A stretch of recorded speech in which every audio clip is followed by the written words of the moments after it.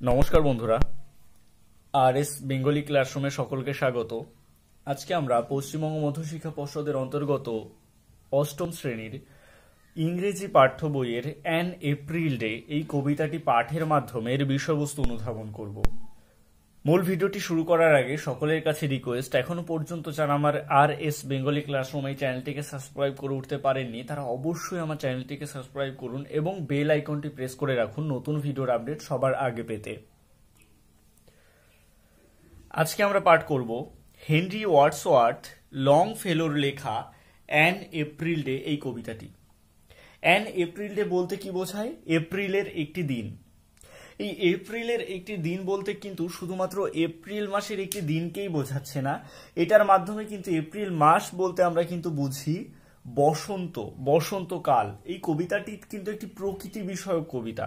এই কবিতায় আমরা বসন্তকালের যে রূপ, কি কি পরিবর্তন তখন ঘটে, ঋতুর মধ্যে বসন্তকাল কেন এত সৌন্দর্যময় এবং সেটি কিভাবে এত সৌন্দর্যময় হয়ে ওঠে এই বসন্ত ঋতুটি, এটা কিন্তু আমরা এই কবিতার মাধ্যমে পাবো। অ্যান এপ্রিল ডে কথাটির অর্থ হলো যে এপ্রিলের একটি দিন, কিন্তু এই কবিতাটি যে শুধুমাত্র এপ্রিলের একটি দিনকে কেন্দ্র করে তা কিন্তু নয়। এপ্রিলের একটি দিন বলতে এপ্রিল মাসের একটি দিনকে কেন্দ্র করেই কবি যে কবিতাটি লিখেছেন তা কিন্তু নয়।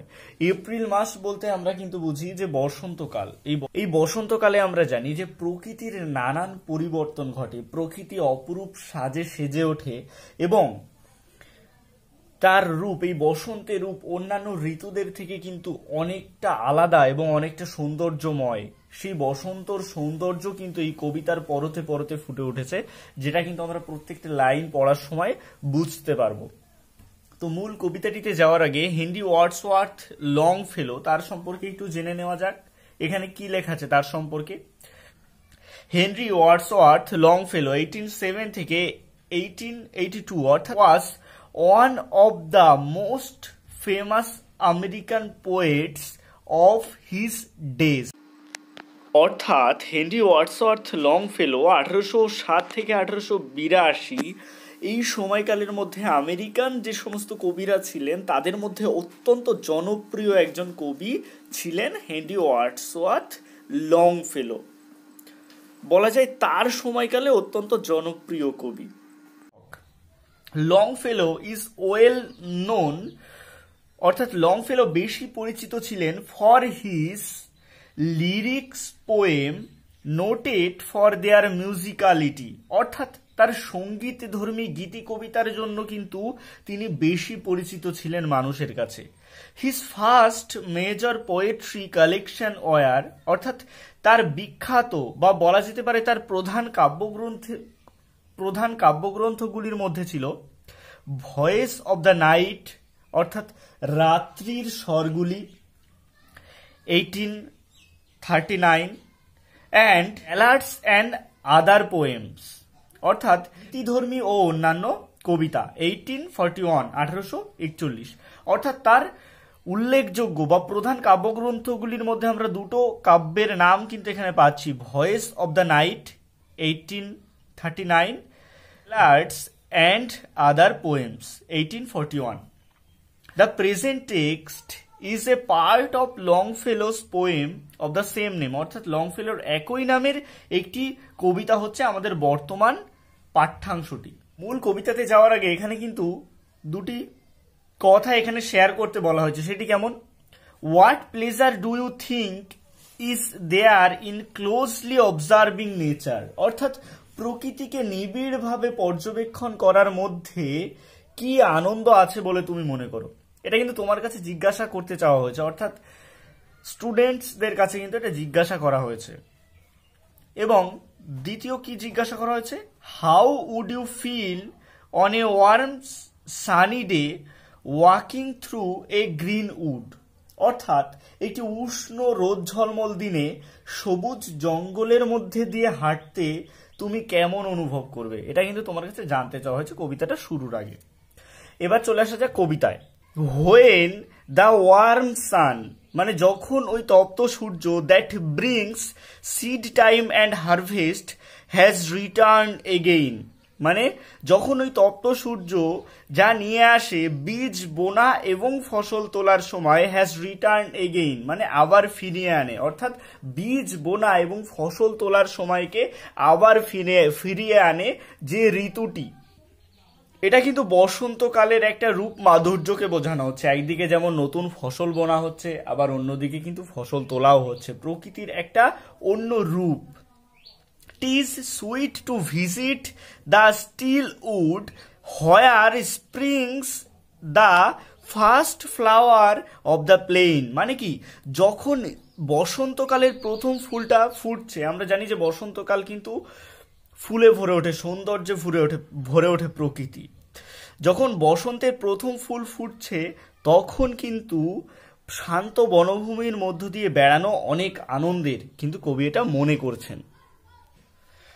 তার পরের প্যারায় কবি বলছেন I love the season well, মানে আমি এই ঋতুটিকে খুব ভালোবাসি, অর্থাৎ কবি বসন্তকালকে খুব ভালোবাসেন। When forest glades are teeming with bright forms, এখানে গ্লেডস বলতে কিন্তু বোঝানো হচ্ছে জঙ্গলের মধ্যে পরিষ্কার ঘাস জমি, আর টিমিং বলতে বোঝানো হয়েছে পরিপূর্ণ থাকা, অর্থাৎ when forest glades are teeming with bright forms, মানে কি হচ্ছে এখানে, মানে হচ্ছে যখন জঙ্গলের মধ্যে ঘাসে ছাওয়া জমিগুলো পূর্ণ থাকে বিভিন্ন উজ্জ্বল আকৃতিতে, অর্থাৎ বিভিন্ন ফুলে ভরা থাকে, জঙ্গলের মধ্যে ঘাসগুলো বিভিন্ন ফুলে ভরা থাকে। No dark and many folded clouds foretell the coming on the storms, অর্থাৎ বসন্তকালে কিন্তু এইরকম কোনো কালো এবং বিভিন্ন স্তরীভূত মেঘ বা বিভিন্ন স্তরের মেঘ কিন্তু আকাশে থাকে না, যা ঝড়ের আগমনের বার্তা বহন করে, অর্থাৎ এইরকম কোনো মেঘও থাকে না এবং ঝড় আসার কোনো সম্ভাবনাও কিন্তু থাকে না, একটা শান্ত পরিবেশ থাকে বসন্তের সময়, এটাই কিন্তু কবি এখানে বোঝাতে চেয়েছেন।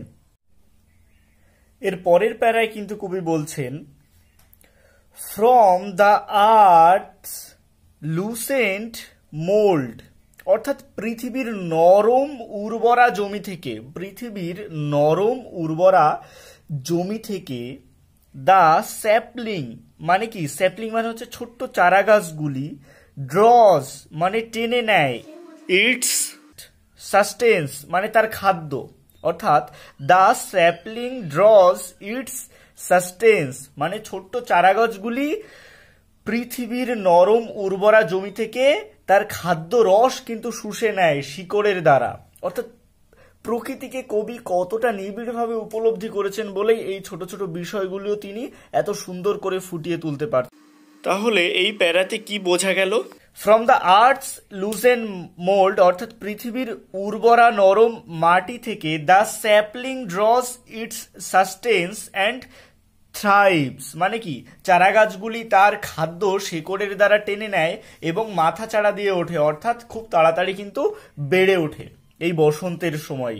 তারপরে কবি বলছেন কি দো stricken to the heart with winter cold, মানে কি শীতের ঠান্ডায় আঘাত পাওয়ার পরেও, শীতের ঠান্ডায় হৃদয়ে আঘাত পাওয়ার পরেও, কবি কিন্তু এখানে কল্পনার দ্বারা বলছেন যে শীতের ঠান্ডায় আমরা জানি যে গাছের পাতাগুলো শুষ্ক হয়ে ওঠে, গাছের পাতাগুলো তেমন কিন্তু বৃদ্ধি পায় না, তাই কবি বলছেন দো stricken to the heart with winter cold, মানে কি শীতের ঠান্ডায় গাছেরা কষ্ট পেয়েও, হৃদয়ে আঘাত পেয়েও, the drooping tree revives, the drooping trees, মানে কি ঝুঁকে পড়া গাছগুলো কিন্তু আবার পুনরুজ্জীবিত হয়ে ওঠে, কখন?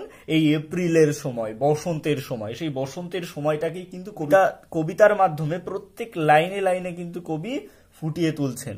The softly warbled song comes from the pleasant woods, মানে কি মৃদুমন্দ গানের ওঠা পড়া, মৃদুমন্দ গানের ওঠা পড়া কোথা থেকে আসছে? Comes from the pleasant woods, মানে কি সুন্দর বনভূমি থেকে ভেসে আসছে।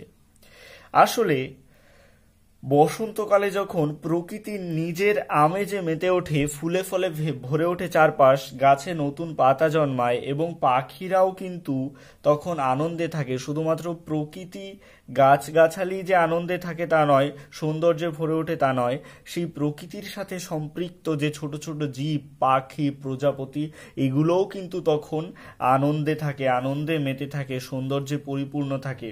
তাই বনভূমি যখন সৌন্দর্যে পরিপূর্ণ থাকে তখন পাখিরা তো গান করবেই। সেই রকমও কিন্তু পাখির গান কিন্তু সেই বনভূমি থেকে ভেসে আসে, সুন্দর বনভূমি থেকে ভেসে আসছে, যা কবি কিন্তু এখানে বলছেন।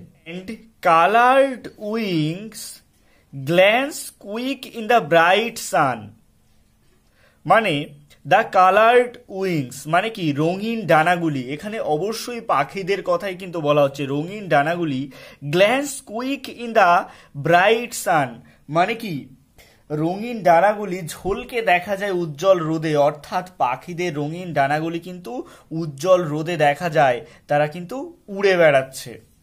সেই পাখিগুলি কোন দিকে যাচ্ছে তারপরেই কবি লিখছেন, that moves along the forest openings, অর্থাৎ জঙ্গলের যে ফাঁকা পথ, সেই ফাঁকা পথ ধরে কিন্তু পাখিদের রঙিন ডানাগুলি সূর্যের রৌদ্রে কিন্তু উড়ে উড়ে এগিয়ে চলেছে, যা দেখতে অপরূপ লাগছে।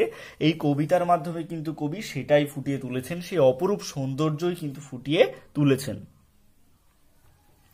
When the bright sunset fills the silver woods with light, মানে কি when the bright sunset, যখন উজ্জ্বল সূর্যাস্ত, আমরা জানি সূর্য যখন ডুবে যায় তখন কিন্তু একটা লাল আভা ধারণ করে এবং আকাশের চারিদিকে কিন্তু একটা লাল রঙের বর্ণ ছটা ছড়িয়ে দেয় এবং সেই লাল রঙের বর্ণ ছটায় কিন্তু গাছগুলো রঙিন হয়ে ওঠে, যেমন লালচে লালচে কালারের দেখায়। তাই বলছেন when the bright sunset fills the silver woods with light, মানে কি যখন উজ্জ্বল সূর্যাস্ত রূপালী বনভূমিকে আলোতে ভরিয়ে তোলে, সেই সূর্যাস্তের লাল আভা কিন্তু রূপালী বনভূমিকে আলোতে ভরিয়ে তোলে। দ্য গ্রিন স্লোপ, এখানে দ্য গ্রিন স্লোপ বলতে কিন্তু বোঝানো হয়েছে সবুজ পাহাড়ের ঢাল। যেমন ধরো এটা যদি পাহাড় হয়, এই যে এলাকাটা, এই যে ঢাল, সেটাই বলা হচ্ছে দ্য গ্রিন স্লোপ, মানে কি সবুজ পাহাড়ের ঢালু এলাকা। The green slope throws its shadow, মানে কি সবুজ পাহাড়ি ঢাল কি ফেলছে, ছায়া ফেলছে। In the hollows of the hill, অর্থাৎ গিরিখাত, পাহাড়ের গিরিখাত, দুটো পাহাড়ের মাঝে যে খাত থাকে সেটা হচ্ছে গিরিখাত, সেই পাহাড়ের গিরিখাতে এই একটি পাহাড়ের ঢাল কিন্তু ছায়া ফেলছে। যদি এখানে সূর্য থাকে তাহলে কি হবে, এই পাহাড়ের ঢালটা কিন্তু এখানে ছায়া ফেলবে। তাই বলছে the green slope throws its shadow in the hollows of the hill, অর্থাৎ পাহাড়ের সবুজ ঢাল তার ছায়া ফেলছে কোথায়, গিরিখাতে, পাহাড়ের গিরিখাতগুলির ওপর। And white are upland glows, অর্থাৎ গিরিখাত এবং নিচু ভূমিগুলি যখন আরো অন্ধকারে ছেয়ে যায় তখন পাহাড়ের যে উঁচু ঢালগুলি বা উঁচু ভূমিগুলি কিন্তু আরো উদ্ভাসিত হয়ে ওঠে, অর্থাৎ তার সৌন্দর্য কিন্তু আরো অপরূপ মনে হয়। কবি এপ্রিলের একটি দিনের মাধ্যমে, এপ্রিলের একটি দিন কবিতার নাম রেখেছেন ঠিকই, কিন্তু এই কবিতার মাধ্যমে কিন্তু শুধুমাত্র এপ্রিলের একটি দিনের কথা না বুঝে বসন্তকালের যে মনোরম প্রাকৃতিক পরিবেশ, সেই পরিবেশটিকে কিন্তু কবিতার পরতে পরতে ফুটিয়ে তুলেছেন এবং এই প্রকৃতির রূপকে তুলে ধরেছেন সর্বোপরি, এ কথা কিন্তু অবশ্যই বলা যায়। ভিডিওটি কেমন লাগলো মতামত অবশ্যই কমেন্ট বক্সে জানাবে এবং ভালো লাগলে অবশ্যই লাইক শেয়ার করবে। আর একটাই রিকোয়েস্ট, এখনও পর্যন্ত যারা আমার চ্যানেলটিকে সাবস্ক্রাইব করে উঠতে পারেননি তারা অবশ্যই অবশ্যই অবশ্যই আমার চ্যানেলটিকে সাবস্ক্রাইব করবে। অসংখ্য ধন্যবাদ সকলকে, ভালো থেকো, সুস্থ থেকো।